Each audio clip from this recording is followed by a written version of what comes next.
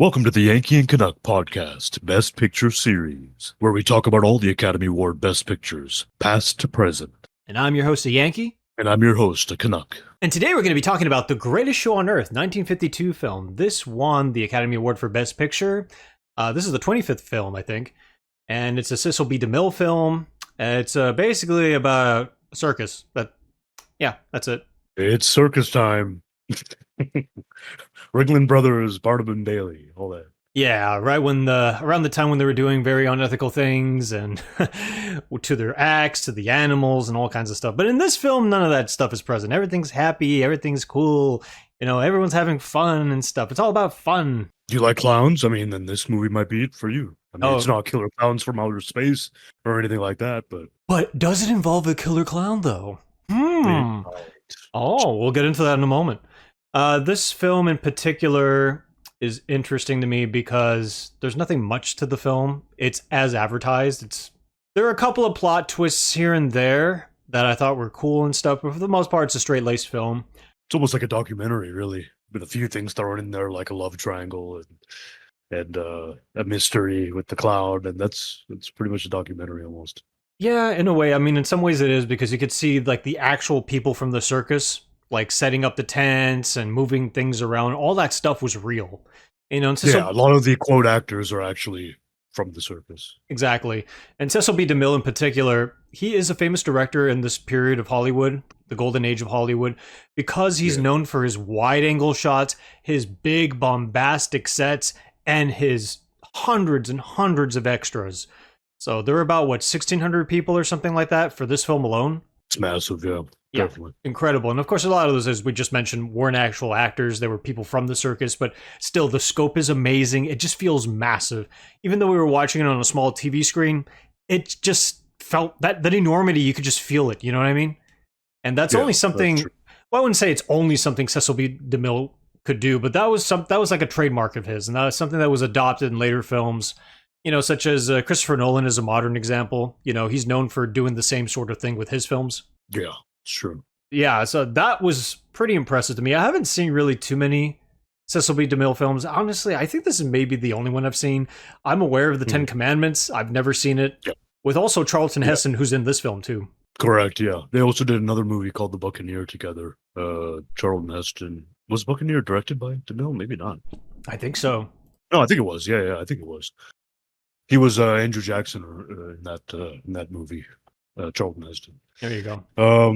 But yeah, I mean, when it comes down to it, I think I'm sure this is among the top 100 greatest circus films of all time. Right? It's gotta be the top 15 out of that 100. Right? I don't know. What about The Greatest Showman, though? It's like the same sort of plot. Where does Dumbo? Where's Dumbo? I imagine Dumbo's higher, but. The circus movies aren't really a thing that come to mind. It's not really I'm sure it's a subgenre, but it's not something that immediately comes to mind as like, oh my god, it's a circus movie, I must watch this. It's like a Marvel movie or something. Exactly. Yeah. But honestly, at the end of the day, I went into this with pretty low expectations because I was like, what is this? The Greatest Show on Earth? Well, we just saw An American in Paris. That's just a bunch of singing, dancing nonsense. Barely a story in that. It's really about the bravado and the performances and showcasings and all that stuff, right? So I figured this is going to be more or less the same thing, and it really was. For the most part, it's really about the spectacle. You're just seeing like a bunch of trapeze artists, do their thing. You see a bunch of live animals like elephants and tigers and lions and stuff. That was one thing I did like, the variety of animals: lions, horses, chimps, clowns, elephants, dogs, birds, a unicorn. A unicorn? Are you kidding me? Where was that? I didn't see it. You're making things up. I just hope that I do really just hope that the animals were treated well while filming. I know some of the footage is from the actual circus and Barnum and Bailey. Hate to burst your bubble, but more than likely, no. No. Yeah, I mean, it's just one of those things where you're just like, it's probably true, or it's definitely true, but you push it in the back of your mind because that just makes you depressed. So you just kind of think, the animals look happy, I guess, But that being said, though, you also have circus performances from clowns. They do little wacky acts here and there, like all the typical stuff you would imagine would be in a circus is pretty much full blown showcased here. Like the clowns in the little, cars, they come out, they pop things, and was there juggling at some point? Maybe I don't know, but there was almost like a little bit of everything in there. It's funny, when I was listing all those animals, I think I accidentally said clowns. Said chimps, clowns, elephants. No bears though. Whoops. No bears. Oh no, they can have that on the set. The lions were okay, but that's where they drew the line. Bears are no good, but lions, that's fine. Well, tigers, you're one of the most vicious animals on earth. Sure, no, that's a pass. Nope. Yeah, but like, and honestly, all that stuff aside, though, there is a studded cast here. We mentioned Charlton Heston. He's like the main guy, pretty much. He plays like Brad, I think. Yeah, he manages the entire circus. Exactly. He looks like Indiana Jones, though. Yeah, with the fedora and the vest and everything. The vest, I know this predates Indiana Jones by a good 30 years, but still, I mean, that's all I could think of when I saw this dude. So, and I'm sure that getup was like, that getup is from serial films as well, like Alan Quartermain and stuff like that. So it's not unique to this film, but that just stood out to me. And you also had, funnily enough, Jimmy Stewart's in this. That's I gotta say, that was kind of surprising to me, because I had no idea initially that the clown was the clown Bubbles. No, Buttons. I had no idea. Bubbles. That sounds like a clown's name. Yeah. I had no idea it was James Stewart initially, and then after a little bit, I was like, wait a minute, I know who that is. It wasn't until he opened his mouth and started talking, I was like, that sounds like Jimmy Stewart. Yeah. And during the movie, I quickly looked it up, and I was like, that is Jimmy Stewart. I looked it up too, to confirm. That's exactly what I did as well. And, I was like, he's not very good at the clown makeup too, right? So yeah, he never takes it off, which is very interesting. And honestly, I mean, he's not very good at hiding his accent, but I guess that was like too much of a trademark, so he couldn't do that. Yeah, that's true. Yeah, his little... And the character, honestly, was probably the most compelling. Initially, you're like, who cares? Just a minor character. Then you start seeing things, noticing things, and then you find out about him. And that's actually a really cool plot point that they unravel. That was actually the most interesting thing. Like, this doctor on the run for murder. I think they referred to him as the Mercy Doctor, right? Yeah, well, it was actually euthanasia. Euthanasia, yeah, because his wife was dying. His dying lover or wife, yeah. Yeah, she was basically asking for it, and he did it. And of course, it's illegal. And I think it's still illegal here in the United States. In some states, I think, or maybe the whole country. I haven't looked it up. Jack Kevorkian, right? So yeah, but so there's like but of course the police are looking after him, and of course, how can he go undercover? By lathering himself in clown makeup, and he never takes it off. At one point in the film, they ask him like, because there's this guy called the Great Sebastian, right? Yeah. There's another character. He's a Hungarian actor. His name evades me at the moment, but Cornel Wilde, I think. There you go. So he comes in, he asks him like, so why you wear the clown makeup? And he's like, what makes you the Great Sebastian? That was his retort. And that was enough for him to walk away. And I'm like, because I'm a trapeze artist, that I'm great at what I do. So why you still have that clown makeup on? That would have been my rebuttal back. But be as it may, it was just to set up that plot point that would happen later. And we said, it's compelling all the way to the very end, honestly. The other side stories are okay, because there's like a little love triangle with one of the trapeze artists. Holly, and then eventually it starts becoming even bigger, and with Angel, and then Sebastian and Brad, of course, and it's just there's a little too much focus on that back and forth, and I love you, I hate you, I love him, I hate him. He does this for me, you don't do that. I was just like, all right, that's enough. Yeah, that was like really uninteresting love triangle. Really, I mean, like what made it bearable. It was getting annoying after a while. Holly was getting annoying after a while. Yeah, I mean, she was annoying. That whole affair thing was annoying. I mean, what made it bearable though was the actual trapeze acts. Right, They are still technically impressive. I mean, I went to the circus when I was a kid. So back when it was obviously unethical, which I didn't know it was unethical. And I saw these acts and I thought they were kind of cool, but they never really dazzled me. But that's because I didn't fully understand how dangerous these acts were. Watching these again, at least in this film, as an adult, I'm like, damn, that's dangerous. That is dangerous. Yeah, that is terrifying. And then he also, in one scene, Great Sebastian removes the net and injures himself. Yes. It's like, What are you doing? Showing off, obviously, and then they try to blame her Yeah, that's too. true. It's your fault. You egged me on. I'm like, bro, but you still did it. You're the one who cut the net just because of like, Yeah. your ego. Because your ego is at stake. That's all you, bro. There was also a part where Brad actually saves Holly's life because he gets her out of that, and then she thinks he's just trying to take her shine away because she's trying to break some record or something, how many flips she can do. And it's actually because the rope was getting torn, it's fraying, and so it was a lot of liability and a lot of danger there. So Exactly. She could have fallen to her death. You know, it's yeah, so that was interesting too. I mean, anything dealing with the actual stunts or the actual circus stuff, you know, it's really interesting and it's really cool. Is it a Best Picture winner? No, I don't think so. no, definitely not. Definitely No way. no. I mean, how did this beat High Noon? I mean, I Oh know my Gary Cooper God, won High that. Noon! I didn't even look at the list of contending films. Yeah, yeah. High Noon. came No, out that's a way that better year. film than this one. Oh my God, really? Gary Cooper won Best Actor for High Noon, but High Noon didn't win. Quiet Man came out that year. That's a good film. Singing in the Rain was that year. That wasn't Yeah. even nominated for I- nothing. Yeah, it wasn't. And again, like in the last episode where An American in Paris, a Gene Kelly film, as well won Best Picture. In my opinion, that film probably should have won. But man, you go up against High Noon. High Noon should have taken it. Yeah. I didn't look up exactly the reason, but I have a feeling it's because Cecil B. DeMille was such a esteemed director. Did so many crowd pleasing films. They're like, just give it to the guy. He's old. He's gonna die. You know. I totally agree. He needed to win something. They had to give him something, so they gave him this. Which, funnily enough, they're like, but you're not going to have Best Director, though. And he only got nominated for this film, but never won. But you can have the Best Picture, though. Okay, so I am the Best Director, but I don't win that award. But the film I made that I directed won Best Picture. True, yeah. Okay. But he was nominated for an honorary Oscar at some point. I don't remember what year, but for his contribution and something like that for a film. And so he has won something specifically to him. I mean, he would only die a few years later. I mean, his last film, I think, was The Ten Commandments, which I think was his biggest success. Yeah, definitely. Yeah, and it's probably his most well-known film out of his entire filmography. I mean, but he's done a lot of films. You mentioned Buccaneers. He did Cleopatra, not the disaster with Elizabeth Taylor, but the one with Colbert, the lady from It Happened in One Night. Oh yeah, Colbert. Yeah.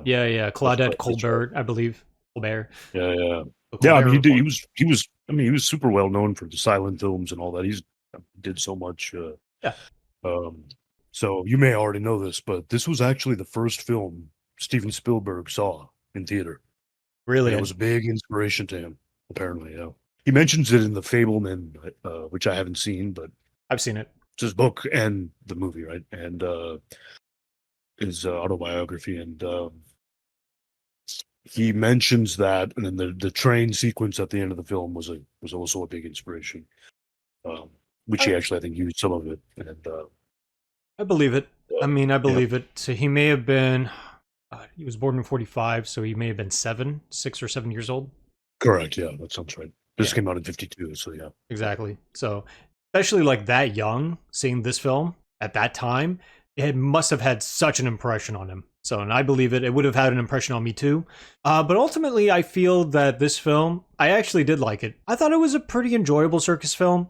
Would I watch it again? Maybe not, but it was worth watching at least once. I would say, yeah, if you wanted to just watch an old school kind of a circusy fun time with some murder mystery stuff happening in there, I'd say give it a shot. True, yeah. I kind of agree. I didn't enjoy it too much, but it's definitely an entertaining film. There's no doubt about it. No doubt about it. It's not as bad as I thought. I went in like, oof, circus film. I don't know. But it's very colorful and it's full of eye-grabbing production, and the production is good. The costumes, some of the sets, couple of scenes, the backdrop does look a little sus, but I mean visually it's still good. There's a lot of good elements to it. Great stunt work, and obviously there's real circus professionals throughout the film. So you got to give credit where credit's due, and you can tell that they put a lot of hard work into it, and I think that alone doesn't make it a good movie, because I don't think it's a very good movie. But that being said, yeah, I mean, there isn't a whole lot else to it. It's a very thin story, and it's trying to be like a documentary style. And maybe it should have just gone that direction. I don't know. It doesn't know what it wants to be. I don't know. But A crowd I pleaser. definitely, That's all it is. yeah, yeah. It's interesting to see a lot of the behind the scenes of the circus, which a lot of it is probably very true and accurate. Whether it's the organized crime element, there's some people trying to shake down people and interfere. But mainly the main thing was for me seeing all the effort, right, and the resources and the workers getting the whole thing operational, only to be broken down, right, after they're done, and then they have to pack, move to the next town, city, build it back up again. I mean, you can definitely appreciate that. I think kind of like Oh yeah. a lot of other big productions in real life, so much goes behind the scenes, and so many people involved, so many jobs. And so I think that's something really cool to see, and I did appreciate that. So Yeah, and such a thing doesn't really exist anymore. I mean, circuses do exist, but not to this extent. yeah, And I think they, uh, the God, I always get their names wrong. You said it, and I'm like, the Ringling Brothers, Barnum and Bailey. yeah. So the Ringling Brothers and Barnum, you say it. Ringling Brothers, Barnum and Bailey. Yeah, so them, I can't say it. The thing is I that know they picked a hell of a name, right? I mean, well, yeah, there were two separate circuses and they merged. That's essentially what that was. But it's interesting because they ran for the longest time, like over 100 years or something crazy like 150 years or something. Yeah, and they closed just a few years ago because of dwindling attendance and, as we mentioned, the unethical standards. So they closed down for a few years, I think in 2017, and they reopened a few years ago as a animalless attraction, which I agree with. Like, listen, I don't agree with subjecting these animals to all kinds of acts. Is it impressive? It's very impressive. But honestly, it's not worth it. It's the same thing with using animals in the movie industry. Like, really quickly, like, I love Homeward Bound. It's one of my favorite childhood movies. But it's painful to see some of the things that these animals do just so I'm entertained. Like, it doesn't... Right. That's not something that makes me feel good as an adult. And a more egregious example is Milo and Otis. Ever heard of that one? Yeah. That was the one with the orange cat and the pug dog. It's a cutesy movie. I saw that too, and I watched, yes. I watched like it. 80s, like late 80s, I think, or early 90s, whatever. Around that period, it was a Japanese film, and I saw it with my mom. My mom and I loved it and stuff like that. But when you find out, like, there's a lot of problems with that film too. So but going back to the point though, the circus being just only humans risking their lives. That's totally fine. You know what you're signing up for. You know what you're getting yourself into. There's still safety standards, at least you would hope so, to be, that are put in place to make sure that they're not, dead or horribly crippled. Like in this film too, there's like that moment where the great Sebastian fell and then he has like a claw hand and stuff. Yeah, his arm was paralyzed essentially. I'm a freak. He doesn't say that. But by the end of the film, it starts moving a little bit, and it's like psychosomatic or something like that, right? Exactly, yeah, and Charlton Heston's character Brad is kind of, giving him a hard time. It's actually to kind of help him, partly, I think, or at least that's the way he looks at it. So he sees his finger twitch a little bit. So yeah, and that's why you have Jimmy Stewart, Bubbles the clown, basically going like, "Oh, hey there, I used to be a doctor, and I think you're going to be fine with your claw hand. Now, excuse me, leave me alone. They're looking for me because I killed my wife." Yeah. I'm like, yeah, okay. He helps a lot of people throughout the movie, right? He really does. I mean, because honestly, like, that is the shining moment of the whole film, and it's just it's so interesting, like what happened to that character. You kind of want to see more, but at the same time, less is more in this case. Yeah, that's true. You can see that he was his character is a really good person, and because he's taking a lot of risk, exposing the fact that he has all his medical knowledge over that he's a doctor and that he's on the run. And then people start becoming suspicious, and then people just figure it out. They're like, oh yeah, we know it's you. But it makes me wonder, like, I guess he was paid in cash. That's how he was able to go under the radar. Like, here's your tax form, Bubbles. Oh, here you go. And the tax form says Bubbles. Buttons, yeah. I thought it was. Yeah, I always want to say Bubbles, but it's Buttons. His name's Buttons. Is it? No, I'm pretty sure it's Bubbles. No, it's Buttons. Is it Buttons? Let me double check. Just Bubbles sounds like it. Oh, you're 100% right. It's Buttons. My bad. Yeah. It should have been Bubbles. Bubbles, the cloud. It sounds like. I think of the chimp that Michael Jackson had. His name was Bubbles. No, don't go near him. He's bigger now, Bubbles. He's a wild animal now. He's not cute and cuddly anymore. Anyway, we're going on a lot of tangents here because there ain't much to talk about. Let's just get to ratings. Ultimately with the ratings, I give this one personally a 7 out of 10. It's entertaining. I had fun with it. It's worth watching at least once. Yeah, I mean, I think it's definitely worth watching once. I definitely wouldn't watch it again. I'm going to give it a 6 out of 10 just because I liked a lot of the production. The story is very thin. The performances, to be honest, I didn't think they're all right, but really not that great or anything. Not bad, but even Charlton Heston is far from one of his finest performances. To be fair, it's very early in his career. I suspect in 52 he'd probably only done a couple movies at that point. Mm-hmm. So yeah, I mean, it's not a great movie in my opinion, but there are some elements that make it interesting, and as a kind of a documentary style thing, it does succeed in some facets. So I'd give it a 6 out of 10. Real quickly too, I didn't realize this, but Lawrence Tierney is in this film too. Oh. He plays a character called Mr. Henderson. I forgot who that character was. Oh, okay. But yeah, we know the guy from Reservoir Dogs. He's the boss. Yeah. Dennis Dillinger. Yeah. You're Mr. Pink. I didn't realize. Yeah. Yeah, I mean, he was in a lot of films too, but the fact that he was in this film is very interesting. Not as surprising as Jimmy Stewart as a clown. That was really the most surprising thing. Yeah. It really, at first I was like, I didn't even know because the clown makeup, right? So yeah, I was like, wait a minute. Oh, I heard you. I can tell that voice from a mile away. That faux Scottish accent. I wouldn't say it's faux. His parents were Scottish, and he kind of adopted it. True, yeah. But he was also born and raised here in America. So yeah, interesting how accents happen. Yeah. Okay, so with that being said, all right, guys, thanks for tuning into this episode. The next one is a war film. I'm only going to say I'm reading the book, and the book is like Gone with the Wind level long, Yeah. It's like, it's too long. But I'll talk more about that next time. So until then, see ya. Take care, guys, and don't forget to like, comment, and subscribe. Peace.